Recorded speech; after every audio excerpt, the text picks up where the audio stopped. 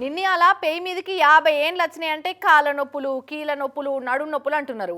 ఇక 60 దాటిందంటే అంతే సంగతులు. కూసుంటే లేవరాదు, లేస్తే కూసోరాదు. ఇప్పటోళ్ళ సంగతి వల్ల కనిగో 70 ఏండ్లు దాటినా సోర పిల్లగాన్ లెక్క ఎట్లా కబడ్డీ ఆడుతుండో చూడురికి ఎమ్మెల్యే సారు. జరుగురి జరుగురి సార్ కూతకొస్తుండే జరుగురి. కబడ్డీ కబడ్డీ కబడ్డీ.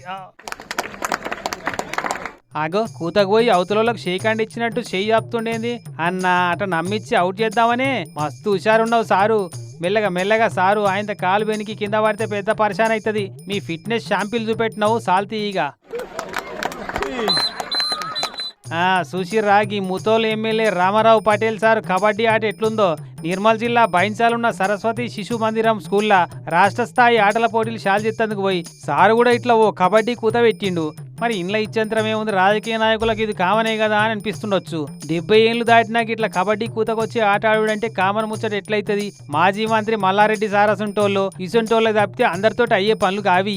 అప్పట్లో ఎసుంటి తిండి తినేదో కానీ ఇప్పటికి కూడా గట్టిగానే ఉన్నాడు సార్. అయితే అనుకున్నారట సారు కబడ్డీ ఆట చూసిన వాళ్ళంతా.